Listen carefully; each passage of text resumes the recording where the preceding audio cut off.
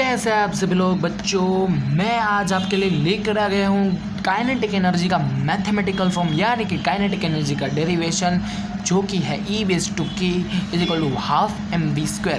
वो हमको कैसे आया, वो हमको डिराइव करना है। वो E/k कैसे आया, वो हमको डिराइव करना है।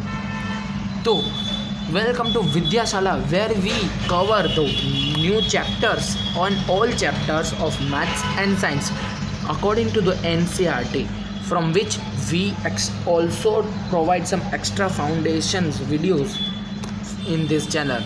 So this is our first video to start an mathematical form of kinetic energy.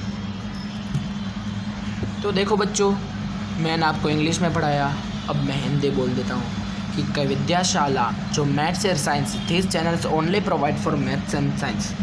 ये चैनल सिर्फ मैथ्स एंड साइंस के लिए उपलब्ध है। उसमें हम मैथ्स के जो आपके चैप्टर्स हो गए 9th और 10th दोनों के, वो उसको भी कवर करेंगे। साइंस के 9th और 10th दोनों को कवर करेंगे। फिर आएगी हमारी जो कुछ टॉपिक्स मेरे को लगेंगे कि इस पे ज़्यादा जोर देना है या इसको डिटेल में समझाना है, उसको बोलते हैं फाउंडेशन। तो वो भी हम इस वीडियो में वो भी हम इस चैनल में कवर कर देंगे। तो ये तो हमारी पहले वीडियो है। तो मैं आपको पहले दिखा देता हूँ ये वाली कि काइनेटिक एनर्जी को प्रूफ कैसे करना है। तो पहले तो आपको काइनेटिक एनर्जी पता होनी चाहिए क्या है। डिफाइन काइनेटिक एनर्जी, इसको डेफिनेशन है the energy possessed by an object, the energy possessed by an object due to its motion is called kinetic energy.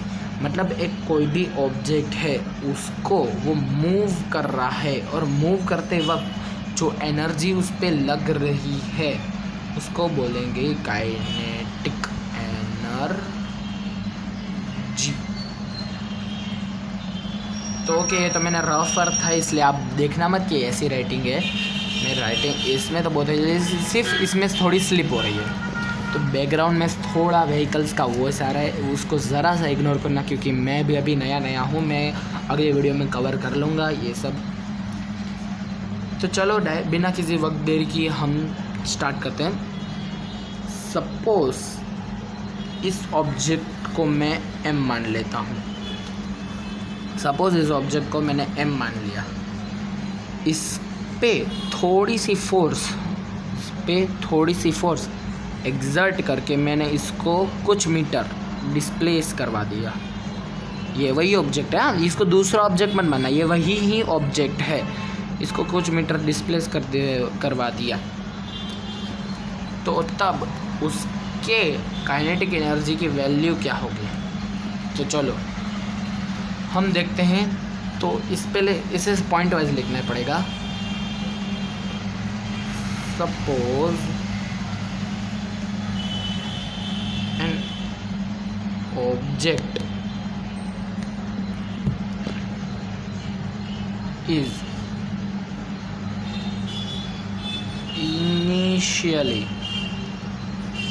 initially at rest and exerting force, जो कि ये हमने लगाई थी। तो हम लिखेंगे if a force exerted on it to bring in motion, to bring that object in motion, to bring in motion, आप कुछ भी लिख सकते हो। Suppose an object is initially at, देखो यार यहाँ पे थोड़ी सी स्पेलिंग में गड़बड़ होती है, क्योंकि ये बोर्ड है ना, इस पर लिखने का मेरे को आदत नहीं है, लेकिन मैं आपके लिए भाई कुछ भी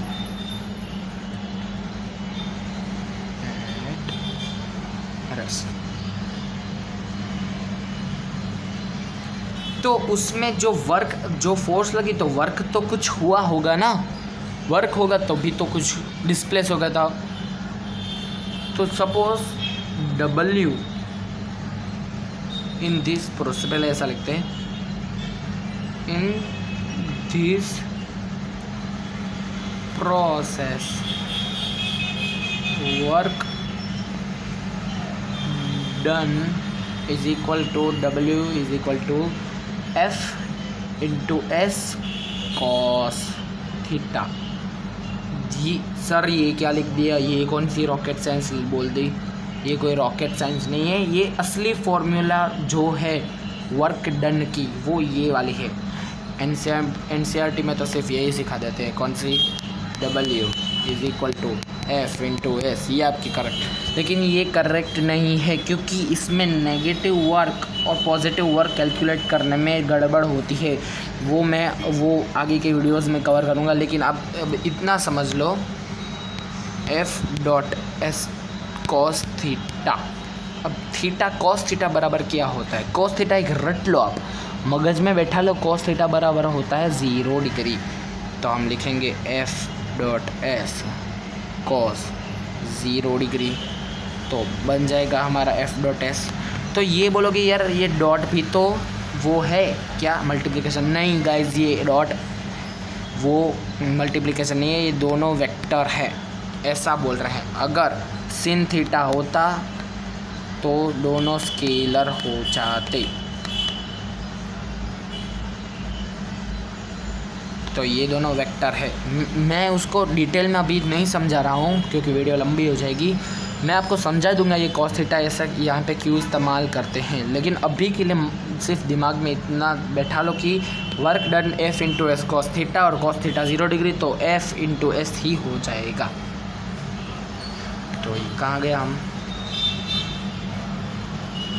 तो अब इसको सिंप्लीफाई करते हैं।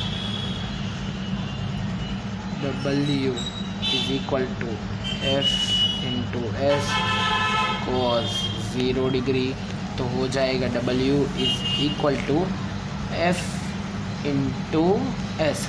ये हमारी हो गई इक्वेशन नंबर 1। यहाँ पे एक काम करते हैं, बड़ी साइज में लिख लेते हैं।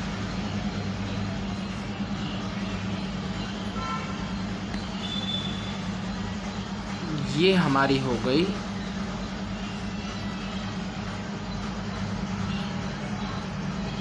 Equation number 1।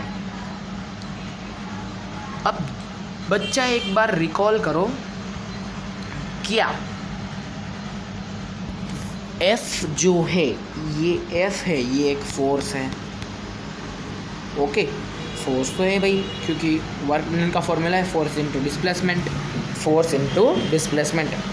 तो क्या फोर्स अकॉर्डिंग टू मैं Newton law of gravitation force को F इंटू एम ए मान सकता हूँ, बिल्कुल मान सकता हूँ भाई, F is equal to m a. क्यों? क्योंकि ये universal law, Newton second law of gravitation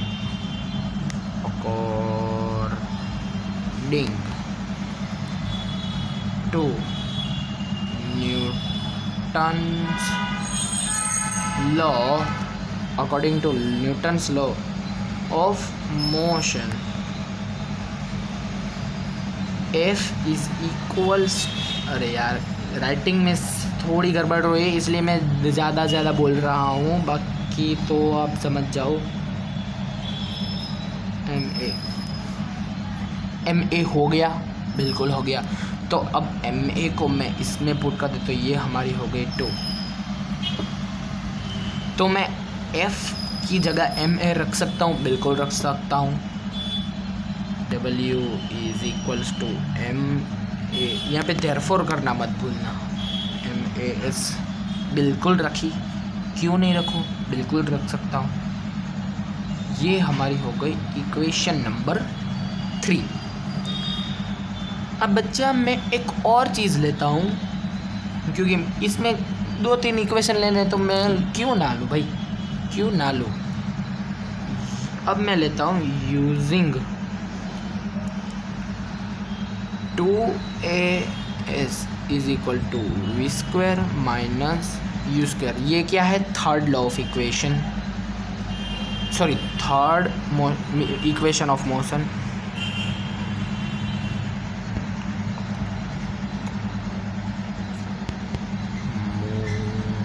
equation क्या हो जाता है हमारा 2as is equals to v² minus u²। बिल्कुल हो जाता है सर।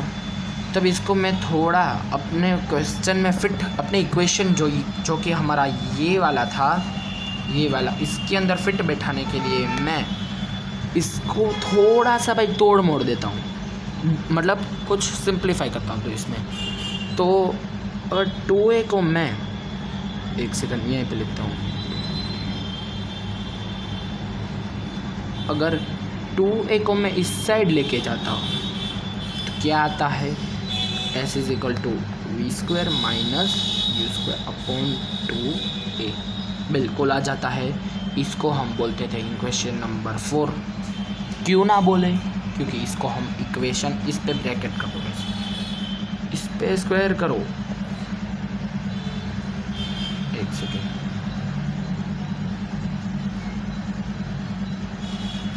इस पे भी स्क्वायर करो,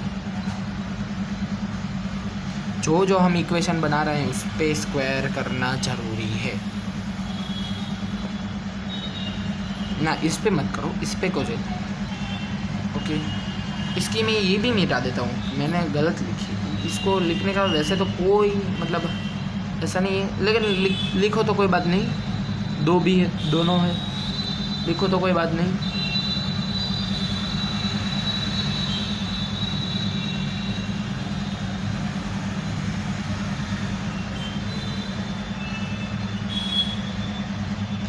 तो ये हमारी 4th इक्वेशन हो गई। अब मैं क्या देखता हूँ यहाँ पे s, हमने पहले क्या करा, f को ma बराबर ले लिया तो ma बन गया ये, f को पहले ma बना दिया, फिर अब s को कुछ बनाते हैं, s को भी कुछ बना देते हैं। तो s को हमारे पास आ गया s is equal to v² minus u² upon 2a। तो हम लिख सकते हैं from 3rd and 4th, from 3rd and 4th, और ऐसा भी लिखो बाय सब्स्टिट्यूटिंग 3 and 4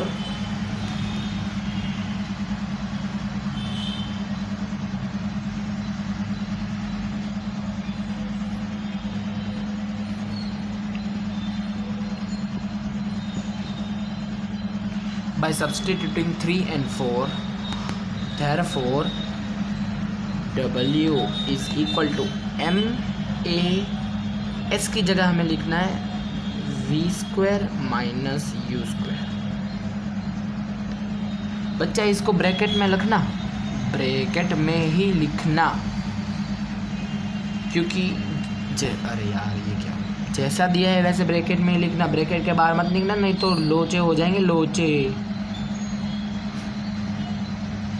चूना लग जाएगा, चूना, फिर वो मीम बनाना पड़ेगा, वही चूना लगा दिया।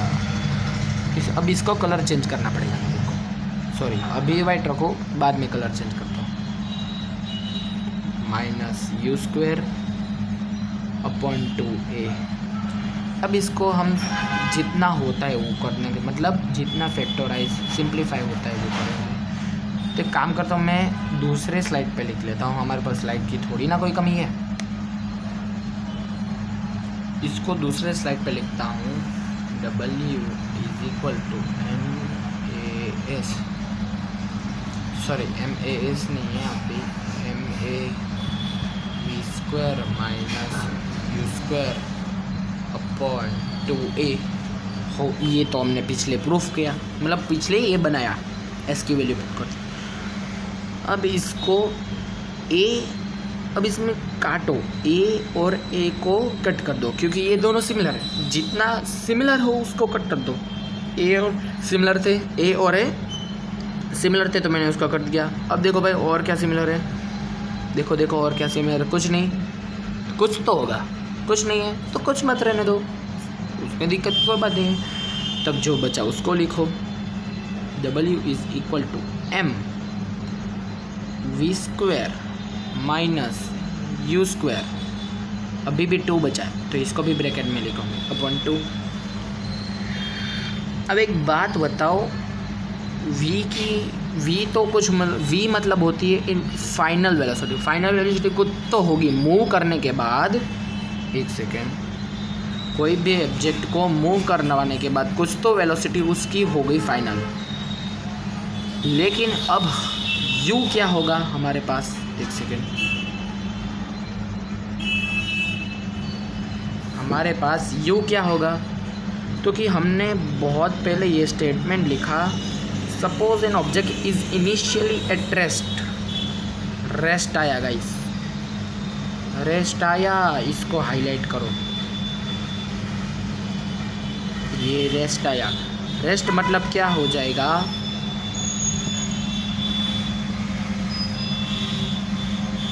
अब इसका कलर चेंज करके लिखूंगा मैं, take u is equal to 0 because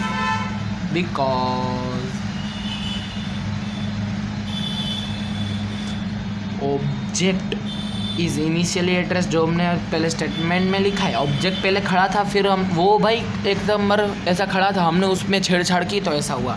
छेड़छाड़ ना करता तो वो तो वहीं पे रेस्ट में था। तो हम लिखेंगे because object is at rest.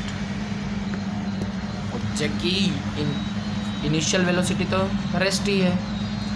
तो अब लिखेंगे हम, अब लिखेंगे W, अब u 0 हो गया तो W is equal to m v square upon 2 हो गया। अब गाइज इतना मैथमेटिक्स अगर आपको आएगा तो यहाँ पे कुछ नहीं होगा, तो 1 into m into v square, अगर इसके डिवाइड में 2 है तो ये लिख देंगे W is equal to 1/2 mv square हो गया। इसको बॉक्स बनाओ, डिब्बा बनाओ, जो भी हमको प्रूफ करते जा रहे हैं उसका डिब्बा बना दो। एग्ज़ाम में डिब्बा बनाओ, डिब्बा, वो पोपटलाल आता है ना, डिब्बा, पोपटलाल को याद करना, भूल जाओ तो पोपटलाल को याद कर लेना गाइस। पोपटलाल बेचारे की शादी कब होगी, मैं पे यूज़ रहा हूँ। अब W is equal to half mv square आ गया। अब यहाँ पे वर्क डन क्या है, जो कि हमने पहले देखा, ये देखो, if a force exerting on it to bring in motion, force लग रही है, एनर्जी लग रही है, फोर्स एनर्जी। फोर्स कब लगी, जब एनर्जी होगी, एनर्जी नहीं होगी तो फोर्स नहीं होगी। तो फोर्स कब लग रही है, जब उसके पास एनर्जी है। और in this process work done, अगर वर्क डन हुआ तो ही फोर्स हुई। तो वर्क डन हमने पहले से ही लेट किया था, और इसको यहाँ पे लिखेंगे इन दिस अबोव। इक्वेशन को मैं EQ लिख रहा हूँ, जब पिछले भी EQ लिखा था, अभी भी EQ लिख रहा हूँ, आप समझ जाना। अबोव इक्वेशन एक्यूमुलेट यानी मान लो एक्यूमुलेट हमने किया था वर्क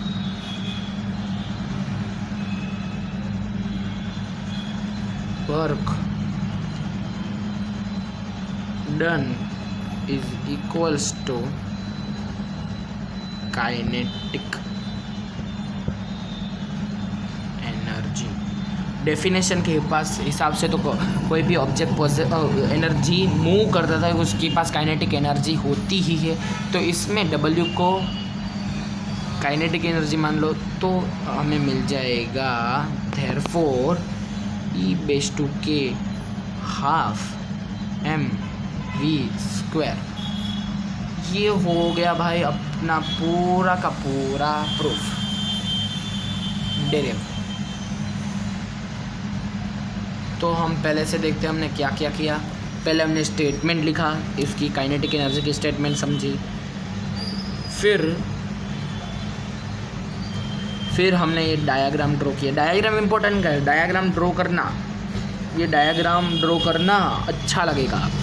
फिर ये स्टेटमेंट लिखा। अब स्टेटमेंट मैंने बोल के लिखा है, आप ऐसा ऐसा देखोगे कि ये देखो ये क्या लिखा है गाइस, तो मैंने ये पिछले में बोल के लिखा है कि एक एक शब्द बोल के लिखा है, तो आप वो देख लेना, ये तो भी आपके लिए सुधार देता हूँ। चलो